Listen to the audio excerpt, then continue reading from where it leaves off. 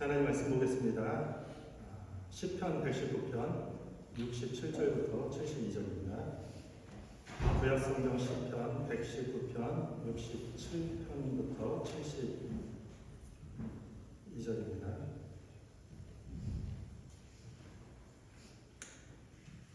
저 여러분들이 한 절씩 교독하겠습니다. 고난당하기 전에는 내가 그릇 행하였더니 이제는 주의 말씀을 지키나이다.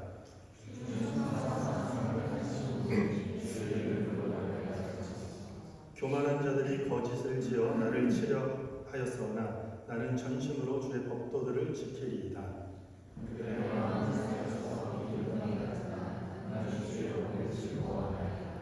고난당한 것이 내게 유익이라. 이로 말미암아 내가 주의 율례들을 배우게 되었나이다. 주의 입의 법이 내게는 천천 금보다 좋으니이다. 아멘. 오늘 말씀 제목은 고난은 낭비가 아니라 신비다. 고난은 낭비가 아니라 신비다라는 주제로 하나님 말씀을 증거하도록 하겠습니다. 오늘 주제가 고난입니다. 여러분들 고난 없는 인생 원할 것입니다. 누구도 고난을 겪거나 고통스러운 삶을 원하는 분들은 한 분도 없을 것입니다. 이왕이면 고통이나 고난보다는 행복과 기쁨 넘치는 삶을 살고 싶어 하는 것이 우리 모두의 아마 공통된 바람일 것입니다. 그러나 어느 누구도 고난 없는 인생은 없습니다. 누구나 고난을 피할 수는 없다는 것입니다. 어떤 경우에는 나만 왜 이렇게 고난을 받나 싶을 정도로 우리의 인생은 고난에서 자유롭지 못한 경우를 경험하게 됩니다. 그래서인지 요즘에 이런 말이 있습니다. 오래된 말인지 모르겠지만 저는 최근에 접한 단어인데 고통 총량 불변의 법칙. 누구나 일생 동안 경험하는 고통과 고난의 총량이 개인마다 다 있다는 뜻입니다. 고난의 종류와 고난의 시기는 다 다르겠지만 우리 인생에서 누구나 일정량의 고난과 고통을 필연적으로 겪는다는 것이죠. 아마 이 이야기에 대해서 대부분의 여러분들은 인정하고 다 알고 있는 사실입니다. 그런데 이 고난을 바라보는 관점에 대해서는 조금 다를 것입니다. 고난이 어디로부터 왔고 왜 나에게 이런 고난이 닥쳐왔는지, 그래서 이 고난을 통해서 앞으로 내가 도대체 어떻게 살아야 될지에 대해서는 저마다 사람들마다 각기 다른 생각들을 갖고 살아가는 경우가 더 많습니다. 힌두교에서는요, 갈말이라는 교리가 있습니다. 전생의 죄값대로 이 세상에서 고난을 받는다라는 카르마, 인과응보의 교리를 이야기합니다. 그래서 현생에서 이렇게 비참하게 받는 고통들은 전부 다 전생에서 죄를 지었기 때문이라는 뜻을 이야기하는 것입니다. 전생에 잘 살아야지 지금 현세에 행복하게 살 수 있다. 전생에 잘못했기 때문에 지금 이렇게 고난을 받고 있다라고 정리를 하는 것이죠. 불교에서는 열반이라는 뜻이 있습니다. 촛불을 끄듯이 꺼진다라는 의미의 단어입니다. 들어보셨죠? 열반. 욕망을 완전히 없애면 인간은 모든 고통에서 사라진다라는 그런 교리입니다. 근데 그것은 마치 머리가 너무 아픈데 그 두통을 없애기 위해서 아예 목을 잘라내는 것과 같은 그런 비슷한 교리를 주장하는 것입니다. 이슬람에서는 어떻습니까? 이슬람에서 고난은 알라 신이 정해준 것이기 때문에 그냥 묻지도 말고 따지지도 말고 운명으로 받아들이라고 이야기합니다. 그래서 무슬림들끼리 만나면 가장 많이 하는 말이 인샬라, 알라 신의 뜻대로라는 말을 가장 많이 합니다. 알라 신이 그렇게 만들어 주셨으니 지금 겪는 고난이 있어도 불평하지 말고 그냥 인샬라, 알라 신의 뜻이기 때문에 받아들이고 그냥 살라고 이야기하는 것입니다. 종교가 없는 현대인들은 어떻습니까? 고난에 대한 많은 여러 가지가 있겠지만 특별히 현대인들이 고난을 이겨내는 방법 중 하나가 쾌락주의에 빠지는 것입니다. 쾌락주의. 내가 직면한 고난보다 더 큰 즐거움과 쾌락과 기쁨으로 그 고난을 덮어버리면 그 고난을 우리는 이겨낼 수 있을 것이라고 믿고 기대하는 것입니다. 그런데 술 한두 잔으로 해결되지 않으니까 한 잔이 한 병이 되고 한 병이 한 짝이 되고 알코올 중독이 되는 것입니다. 한두 알의 약으로 해결이 되지 않으니까 결국 마약에 빠지게 되고 게임 중독에 빠지고 성형 중독, 포르노 중독에까지 끌려가는 즉 쾌락주의에 빠지게 되는 것입니다. 여러분들은 고난을 바라보는 관점이 어떻습니까? 성경은 고난에 대해서 어떻게 말하고 있는 것 같습니까?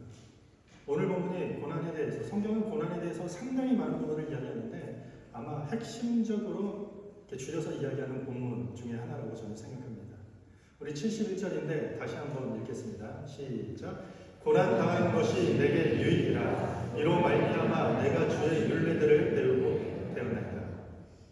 지금 성경에서는 고난이 우리에게 유익하다라고 이야기합니다. 아마도 지금 여러분들의 크고 작은 고난 중에 있는 분이라면 지금 이 앞에서 서서 제가 고난이 유익이라고 이야기하는 이 메시지는 아주 여러분들의 기분을 상하게 하고 내일 고난이 어떤 것인지 헤아리지 못하는 고통이 모르는 소리라고 이해할 수도 있을 것입니다. 대부분의 사람들은 고난을 싫어합니다. 고난받는 것을 두려워합니다. 고난이 유익이 된다거나 고난이 필요하다고 생각하는 사람들은 아마도 없을 것입니다.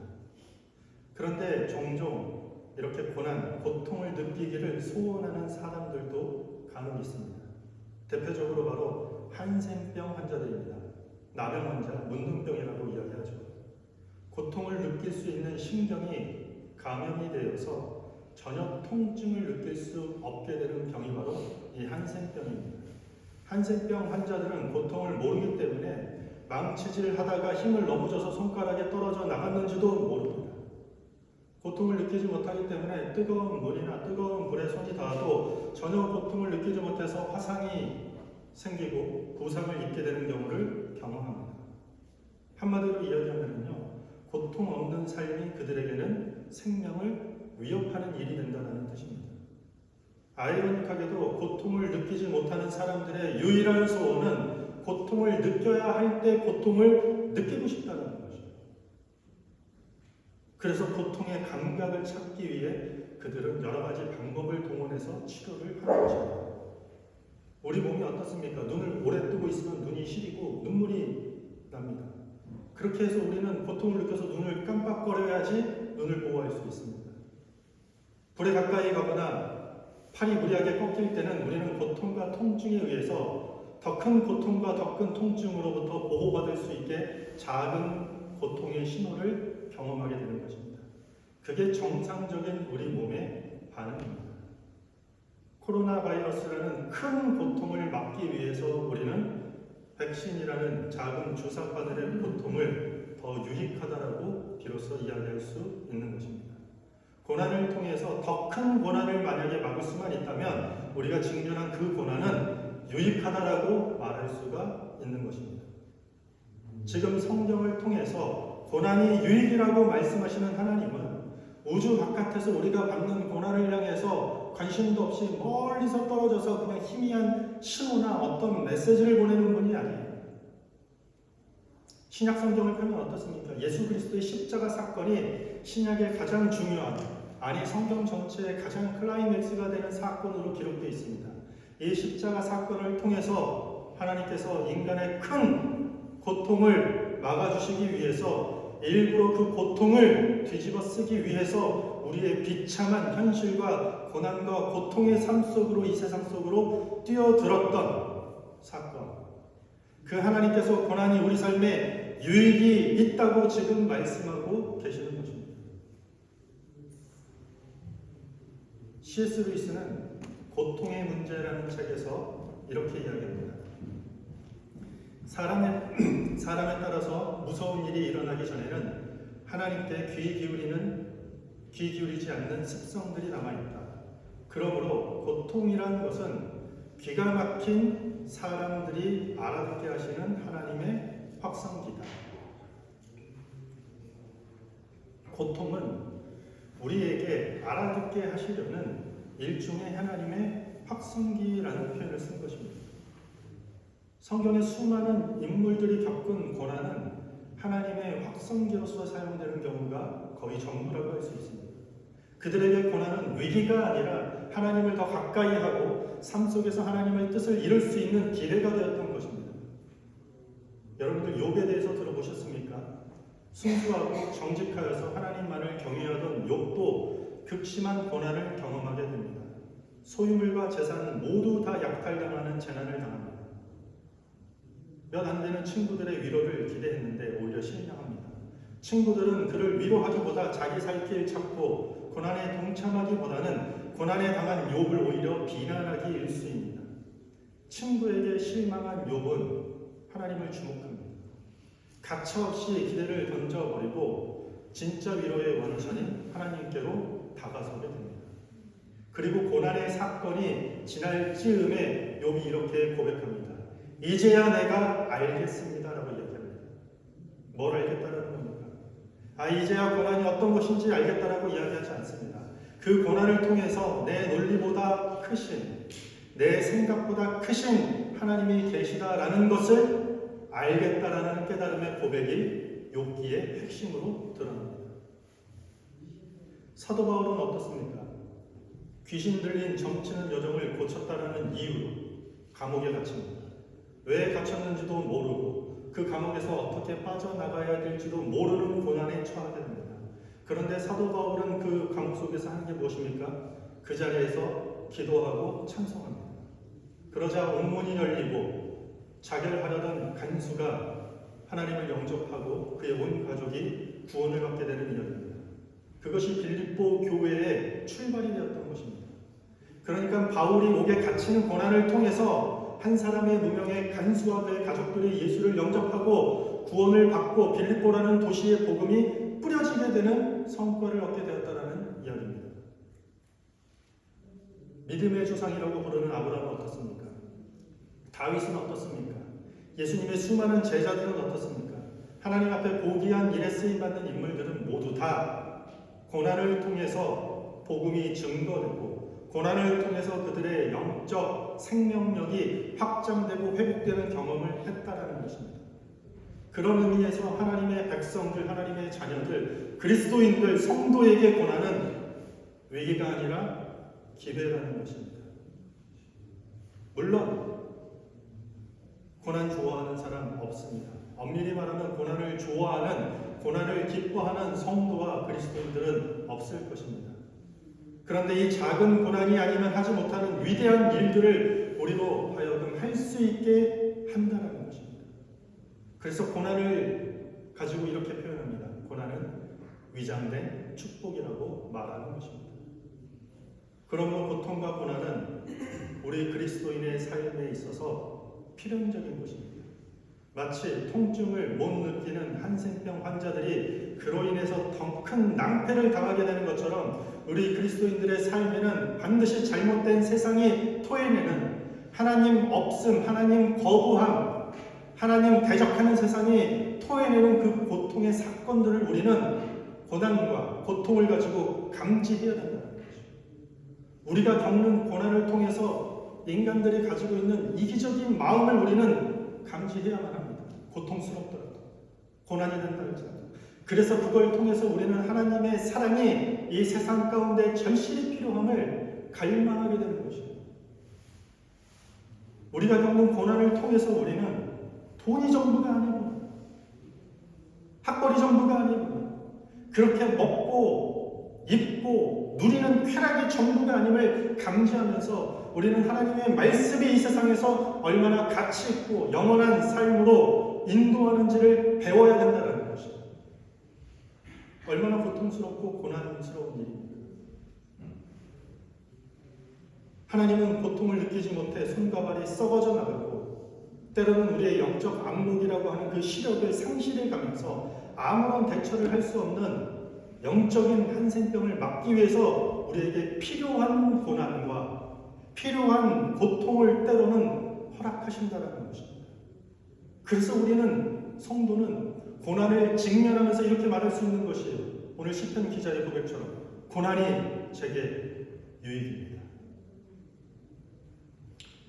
여러분들에게 고난은 어떻습니까? 정말 여러분들에게 고난은 유익이 되십니까? 아니면 섣빨리 그 고난 속에서 빠져나가기 위해, 고난이라는 문제를 해결하기 위해 발버둥 치고 있습니다. 세계 최고의 바이올린 스트라디바리우스라고 합니다. 경매에서 35억 원에 팔린다고 합니다. 대단하죠. 그 외에 명품 바이올린들이 있다고 합니다. 과르네리, 아마티 들어보셨나요? 저도 처음 들어보는데 이게 훌륭한 바이올린이라고 합니다. 그런데 이들의 공통점이 있다고 합니다. 모두 다 18세기 초 유럽에서 만들어졌다는 것입니다. 오늘날 기술로는 못 만든다고 합니다. 왜 기술이 더 발전하고 과학이 더 발전했는데 최근 물건이 아니라 과거의 것, 18세기 초의 바이올린이 훨씬 더 좋은 작품이라고 사람들은 평가할까요? 18세기 초에 유럽에 소비마니가 있었다고 합니다. 그때 자라던 나무들이 혹독한 추위가 비바람과 그 시련을 견딘 나무라서 그 나무 재료 자체가 현재 나무들과는 비교할 수 없을 만큼 단단하고 좋은 재료로 만들어졌기 때문에 그 바이올린이 탁월한 바이올린이 될 수 있다는 것입니다. 한국의 경복궁이나 숭례문을 복원할 때 반드시 사용하는 나무 한 가지가 있다고 합니다. 소나무 중에 적송이라는 것입니다. 적송은 험한 환경, 세찬 비바람도 맞으면서 혹독한 시련을 견디온 나무라고 합니다. 그래서 아주 단단하고 나이테가 촘촘하고 뒤틀림이 없다고 합니다. 그래서 적송으로 만든 그런 궁궐과 같은 건축물들은 천년의 세월을 견딜 수 있다고 이야기합니다.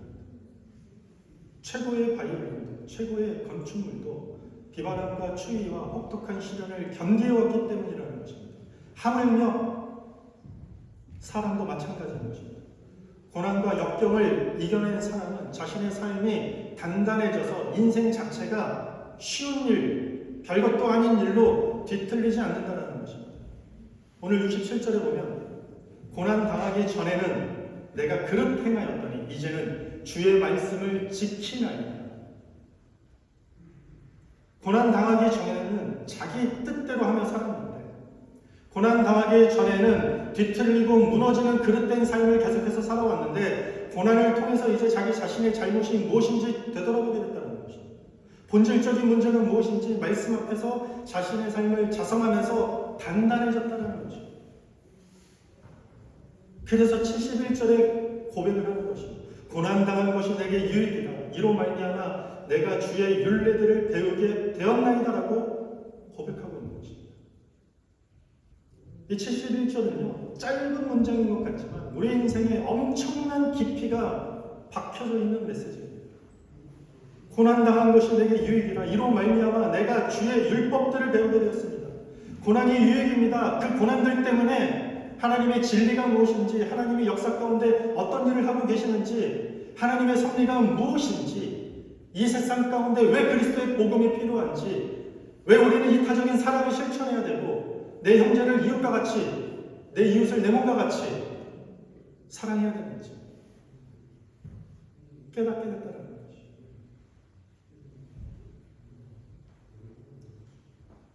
왜 고난이 고생이 아니라 유익입니까? 고난이 아니라면 배울 수 없었다. 고난이 아니라면 깨달을 수도 없고 경험할 수도 없는 진리의 말씀과 하나님의 뜻을 배우고 깨닫게 되었기 때문인 것입니다.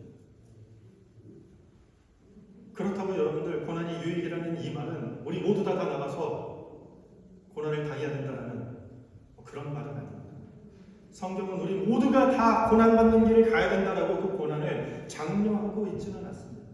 하지만 혹독한 고난이라는 그 시간이 우리 인생길에서 우리가 경험해야 되는, 직면해야 되는, 피할 수 없는 그 고난이라는 시간이 우리에게 반면교사가 되고 그 고난이 우리의 스승이 되고 그 고난이 우리 삶의 깨달음의 터닝포인트가 된다고 말하고 있는 것이에요. 성경은. 그 고난의 세월이 우리에게 그런 식으로 필요하기 때문에 여러분들에게 겪는 고난을 낭비하지 말라는 것이에요. 그렇게 몸도 지치고 여러분들의 머릿속에 떠오르는 고난이 뭡니까? 그 고난 때문에 다 있지 않습니까? 마음이 상하고 몸까지 상하고 얼마나 많은 시간을 낭비했습니까? 그런데 그 고난을 인생의 한 귀퉁이에 기억하기도 싫은, 돌아보기도 싫은 그냥 생고생한 사건으로만 갖다 내버린다면 너무 아깝지 않나요? 다 낭비가 된다는 것이. 한국 남자들이 군대 가면 다 고생하죠. 다. 상대적인 고생이지만 다 고생합니다. 어떤 남자들은 제대하고 그 부대를 향해서 소변도 보지 않는다는 뭐 이런, 얼마나 힘들었으면 그런 얘기를 했습니까? 그런데 어떤 사람들은 군대에서 한 고생 때문에 인생에 너무 큰 걸 배우고 경험했다라고 이야기합니다.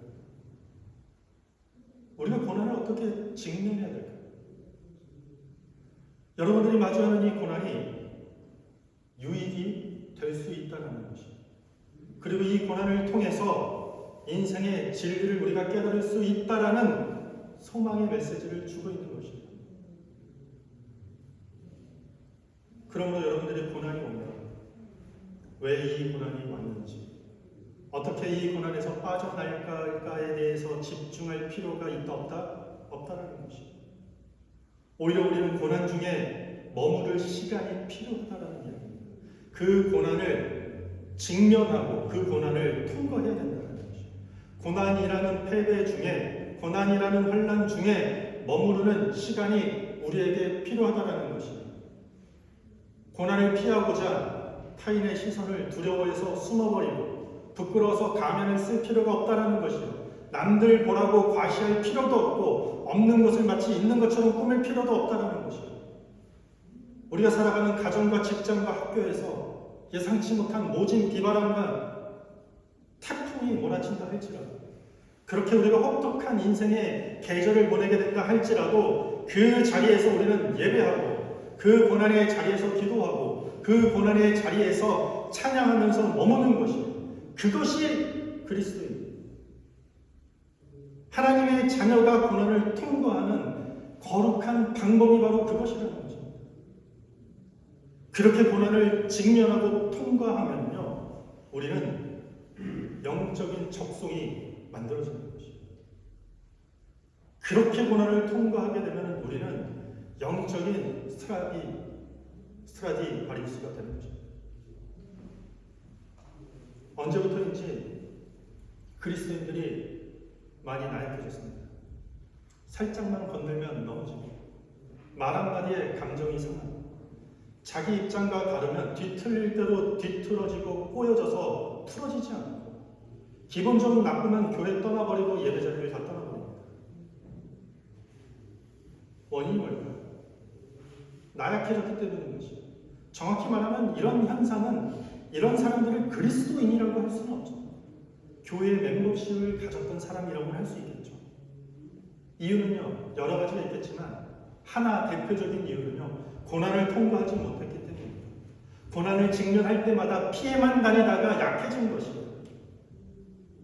고난의 자리에 머무르며 기도해 본 적이 있다면, 고난의 현장 속에서 예배하고 고난이 닥치는데 그 고난을 해결하려고, 그 고난을 이겨내려고, 그 고난을 갖다 준 사람들을 공격하고 싸우기보다 하나님 앞에 찬양하고 예배해본 경험이 없기 때문에 약해졌다는 것이죠.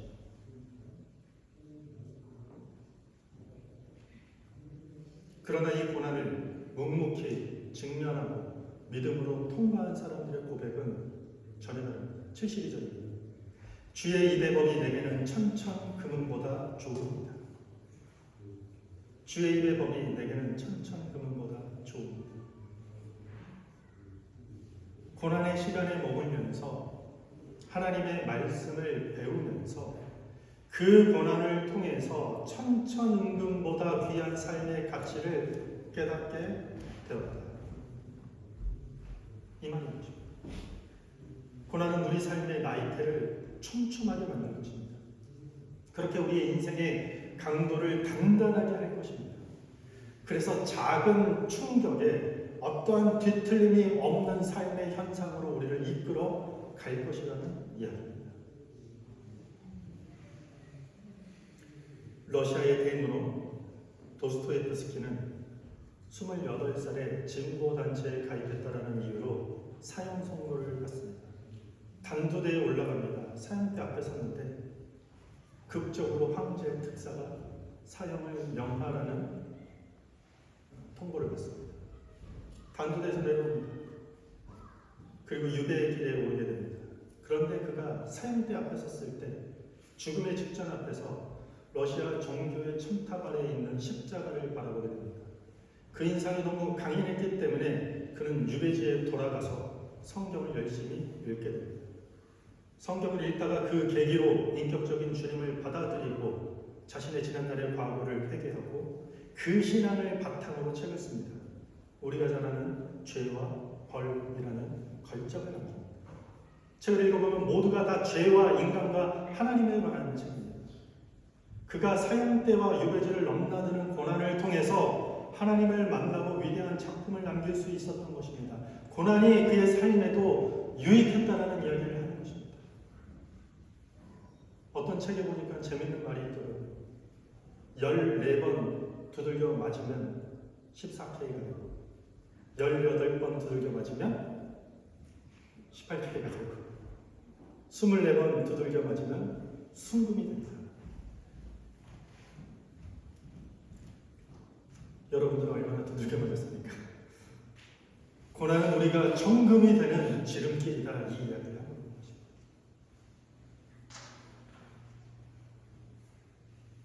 중국에는 여전히 포교 활동이 법적으로 금지되어 있기 때문에 가정교회나 지하교회를 향한 핍박이 매우 강합니다. 핍박 중에 있는 중국 가정교회 리더가 있었습니다. 그 가정을 방문한 선교팀이 그 중국 교회 지도자에게 기도 제목을 묻습니다. 예상과 다른 기도 부탁을 합니다. 고난과 핍박이 사라지게 해달라는 기도 제목이 아니라 핍박 중에 견딜 수 있도록 저희를 위해서 기도해 주십시오. 고난과 환난 중에 이겨낼 수 있도록 견딜 수 있도록 기도해 주세요. 그래야지 이 인근에 있는 믿지 않는 사람들이 하나님을 알 수 있게 될 것이라고 확신합니다.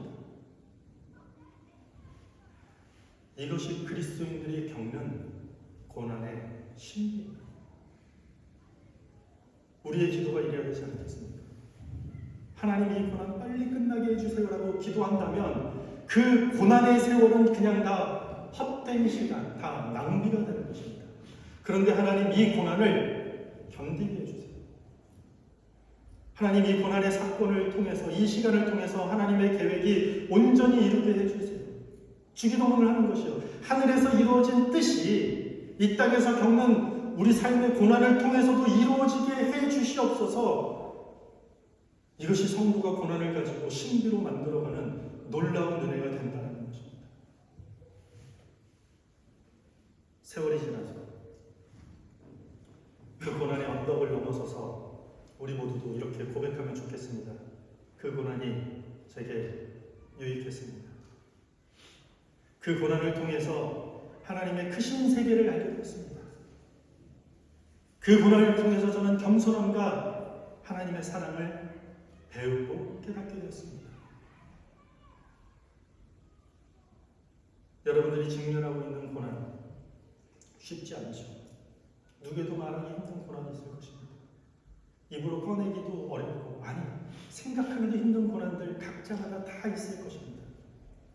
그 직면하고 있는 고난, 아니, 어쩌면 내일, 아니면 얼마 지나지 않아서 원치 않는 상황에 들어닥칠 고난들, 괴로워하고 힘들어하면서 기억하기 싫은 그런 낭비가 되지 않길 바랍니다. 그 고난을 통해서 여러분들의 믿음이 성숙해지는 그런 신비를 경험하는 여러분들이 되길 바랍니다. 말씀을 정리하겠습니다. 그리스도인의 고난은 피해야 하는 낭비가 아니라 믿음으로 통과하는 신비라는 것입니다. 고난은 빠져나가야 되는 문제가 아니라 나를 성장시키는 훈련이라는 것입니다. 고난을 문제로 바라보지 말고 나를 단단하게, 나를 더 높게, 나를 더 강하게 성장시키는 훈련으로 바라보시는 여러분이 되길 바랍니다. 두려움으로 고난을 피하지 않고 믿음으로 여러분들이 고난을 통과할 때 그 고난은 저와 여러분들을 단단하게 성장시키고 하나님의 진리의 빛 가운데로 가까이 가게 하는 위장된 축복이라는 사실을 고난을 통과하면서 고난이 지난 이후에 그 은혜를 깨달아가는 여러분들이 되길 바랍니다. 고난의 시간 속에서 머물면서 하나님의 말씀을 배우고 시편 기자의 고백처럼 천천금보다 귀한 삶의 가치를 깨닫는 교회와 그런 성도가 되기를 주님의 이름으로 축복합니다. 우리 다 같이 자리에 서서